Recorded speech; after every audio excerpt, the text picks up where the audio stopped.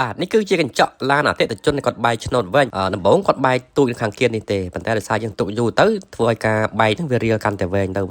បាទនេះគឺជាស្នាមកញ្ចក់ឡានបែកមុននឹងអ៊ុតចាំពេលដែលមើលយើងអ៊ុតហើយដាក់កាយចូលហើយតើវាកាត់បន្ថយស្នាមបានប្រមាណភាគរយចាំមើលទាំងអស់គ្នាបាទបន្ទាប់មកទៀតយើងធ្វើការចាក់កាយទៅតាមថ្នេរកញ្ចក់ឡានអ្នកបែកពីចុងរហូតដល់គល់និងពីគល់រហូតដល់ចុងធ្វើយ៉ាងណាឲ្យកាយជ្រាបចូលកន្លែងដែលបែកនេះបានសពបាទឥឡូវកាយអត់តន់ចូលបងប្អូនមើលទៅកន្លែងឆ្នោតហ្នឹងវាមានចំណាំងផ្លាតពណ៌សចាំមើលតែយើងចាក់កាយចូលអស់ហើយវានៅសល់ចំណាំងផ្លាតពណ៌សទៀតឬក៏អត់ឬក៏កាត់បន្ថយបានប្រមាណភាគរយបន្ទាប់ពីធ្វើការចាក់កាយទៅតាមថ្នេរចូលសហើយបងប្អូនមើលសារថ្មីទៅគឺលែងឃើញចំណាំងផ្លាតពណ៌សហើយប៉ុន្តែបើសិនយើងមើលពីខាងក្នុងយើងនឹងឃើញសល់ស្នាមប៉ុន្តែសាយសក់តែប៉ុណ្ណោះបន្ទាប់មកទៀតត្រូវយកថង់ប្លាស្ទិកមកគ្របពីលើកន្លែងអ្នកបែកពីដើមរហូតដល់ចប់ដើម្បីទប់កុំឲ្យមានទឹកមានដីជ្រាបចូលបន្ទាប់មកយើងធ្វើការកម្ដៅភ្លើង UV ដើម្បីឲ្យកៅហ្នឹងក៏ស្ងួតល្អដើម្បីឲ្យវាខាំជាប់នៅកន្លែងអ្នកបែកដើម្បីការពារកុំឲ្យវារីលតទៅមុខទៀតបន្ទាប់ពីកៅស្ងួតហើយយើងត្រូវការបកថង់ប្លាស្ទិកចេញមកវិញរួចយកកាំបិតកោសកៅចេញមកវិញគឺរួចរាល់បាទដោយសារកញ្ចក់ឡានបែករបស់អតិថិជនគាត់ទៅនឹងបែកថ្មីដូច្នេះហើយយើងធ្វើការចាក់កាយទៅចូលបានស្អាត